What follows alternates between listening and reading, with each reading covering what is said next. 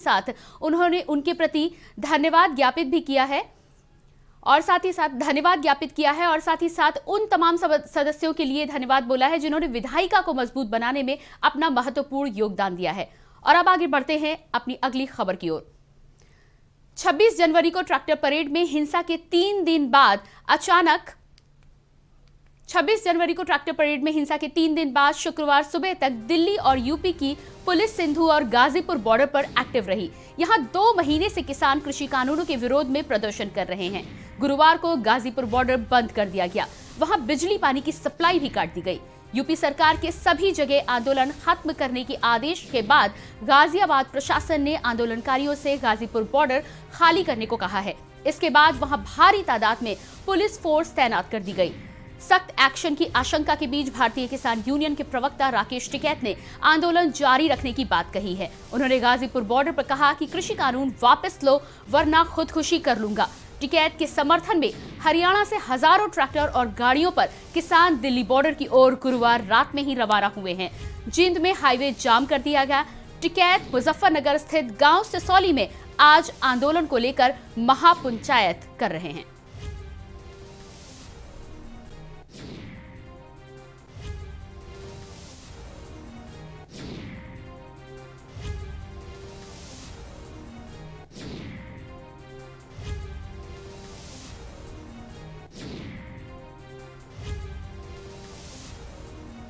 और यहां पर आप देख सकते हैं वो तस्वीरें जहां पर प्रवक्ता राकेश टिकैत ने मंच पर कार्यक्रम के दौरान कहा था कि वो आंदोलन को जारी रखेंगे और किसी भी तरह के दबाव में नहीं आएंगे। ये तमाम तस्वीरें आप यहां पर देख सकते हैं और इसके बाद से ही उन्होंने महापंचायत बुलाई है आगे की रणनीति तैयार करने के लिए और ये तय करने के लिए कि अब उन्हें क्या करना है। सरकार ने आदेश दिया था कि गाजीपुर बॉर्डर को खाली कराना है और अब इसके आगे ये आंदोलन और लंबा नहीं चल सकता। लेकिन उसके पलट राकेश टिकैत ने यहां पर यह धमकी दी है कि यदि उनकी शर्तें नहीं मानी गई तो वह आत्महत्या कर सकते हैं।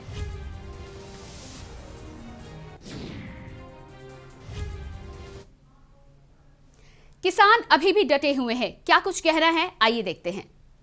संयुक्त मोर्चे के लोगों ने वे बताया। आपकी आवाज बिल्कुल टूट गई है और तमाम सारी चीजें क्या क्या कहना चाहेंगे, क्या संदेश देना चाहेंगे? संदेश ये है कि लोग शांति से रहें और भारत सरकार से बात हो, जो मसले हमारे उस पर भारत सरकार बात करे। क्या सरकार की तरफ से कोई वो हुआ है, कुछ बातचीत की लिए कुछ बात हुई है, कोई आगे बढ़ा है? शायद चल रही है, कोई बात चल रही है। किससे बात हो रही है? सरकार के लोगों से। पूरा घटनाक्रम ये था, एक बड़ी साजिश किसान के साथ पूरे देश के किसानों को बदनाम करने जो बीजेपी के लोग हैं और न दो विधायक यहाँ पे हैं और ऊपर 2000 पुलिस के लोग, दोनों की एक बड़ी साजिश थी, मेरी भगत थी, हमारे लोगों को मार रहे थे नीचे। वो बात कोई नहीं। दूजा बात है ਅਸੀਂ ਫੇਸਫੁੱਲ ਆਪਦਾ ਮਾਰਚ ਕੀਤਾ, ਟਰੈਕਟਰ ਮਾਰਚ ਕੀਤਾ, ਸਾਰਾ ਪੂਰਾ ਮਾਰਚ ਹੋਇਆ ਸਾਡੇ।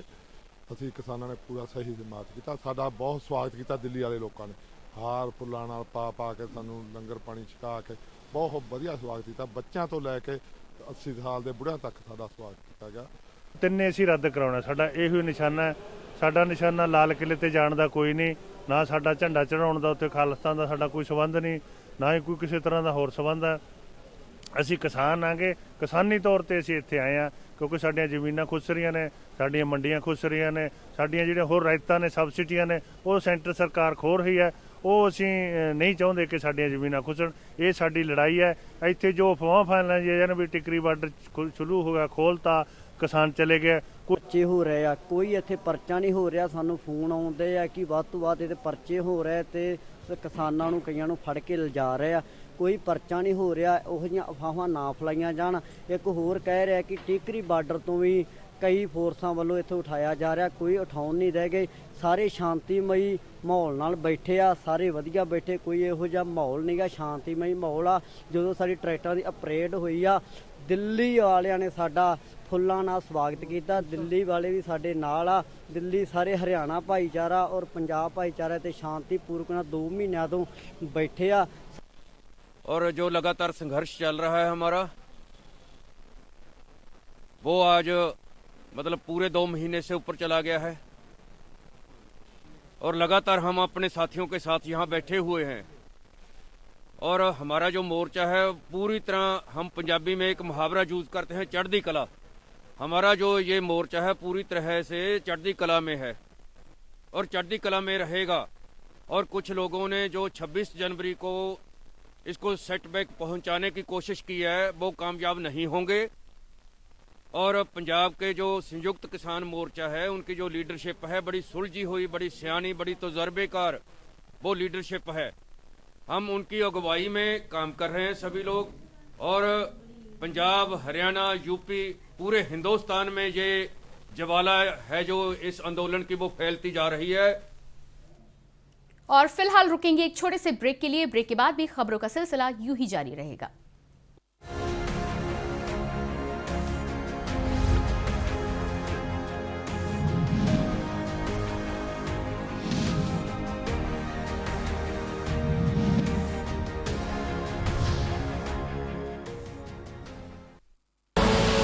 आप देख रहे हैं के न्यूज, खबरों का सारथी। खुदी को आजमाया है तो ये अंदाज आया है, खुदी को आजमाया है तो ये अंदाज आया है। तुम में भी मैं हूं, शुद्ध प्लस पान मसाला। आप देख रहे हैं के न्यूज, खबरों का सारथी।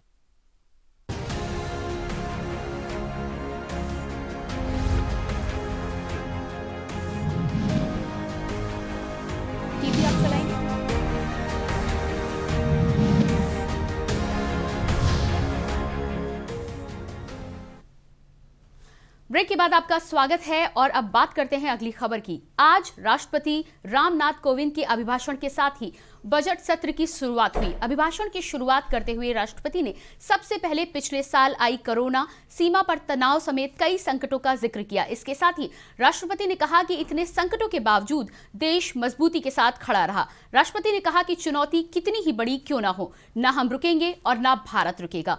और क्या कुछ कहा, आइए आपका ग्राफिक्स दिखाते हैं।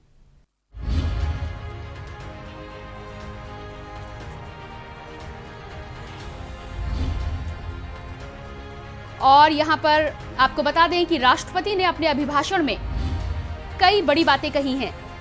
सरकार हर आंदोलन का सम्मान करती है। किसान कानून पर हर भ्रम को दूर किया जा रहा है। इसके साथ ही सरकार ने स्वामीनाथन आयोग पर रिपोर्ट लागू की। एमएसपी से 1.5 गुना ज्यादा कीमत पर खरीदारी। 100 से ज्यादा किसान रेल चलाने का काम किया गया।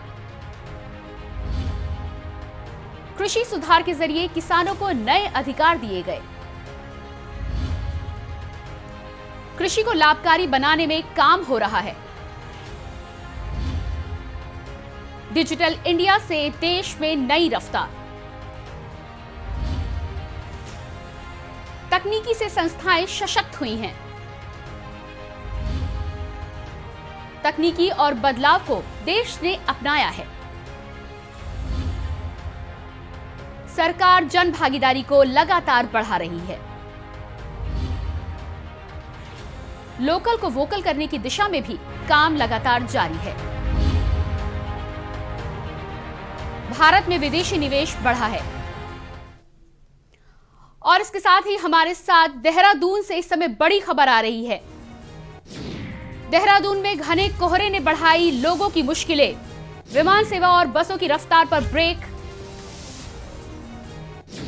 विजिबिलिटी कम होने से यातायात में लगातार हो रही है परेशानी।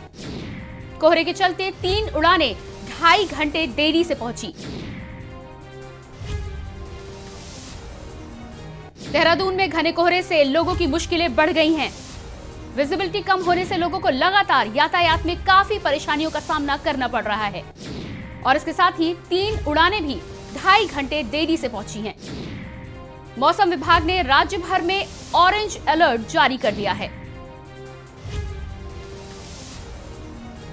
देहरादून से ये बड़ी खबर।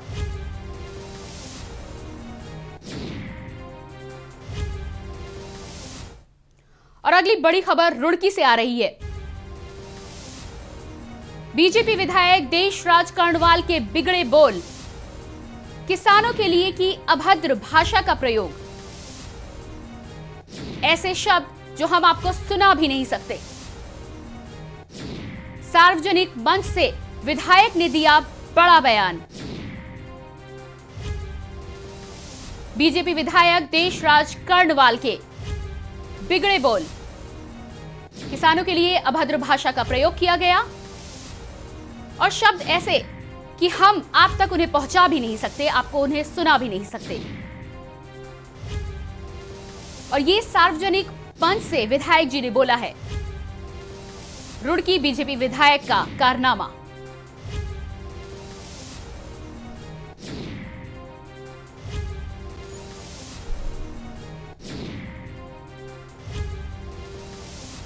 रुड़की से ये अभी अभी बड़ी खबर है।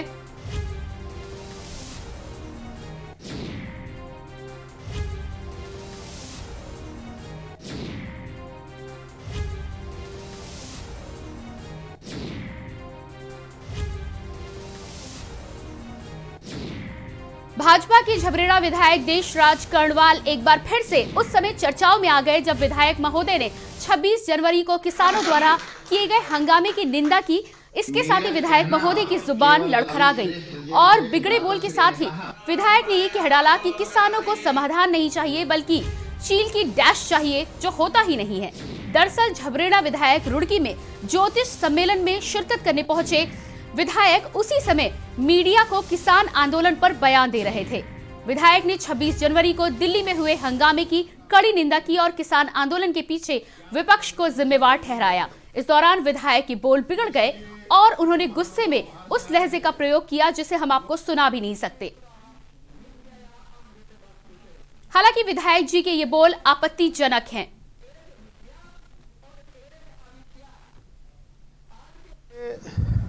26 जनवरी को जो हुआ वो दुर्भाग्यपूर्ण है और लाल किले पर और जो छिटपुट घटना और जगह दिल्ली में हुई है वो शर्मनाक है। मैं उसकी निंदा करता हूँ।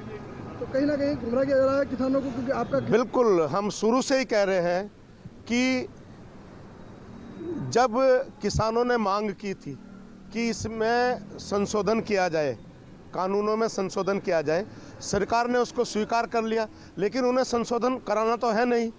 वही बात हुई कि आपको क्या चाहिए, आप अपनी बात बताइए, आपको चाहिए क्या, आप करना क्या चाहते हैं, मांग क्या है, आप बैठकर टेबल पर बात कीजिए। फिलहाल इस बुलेटिन में इतना ही। बाकी खबरों के लिए आप देखते रहिए के न्यूज़ इंडिया।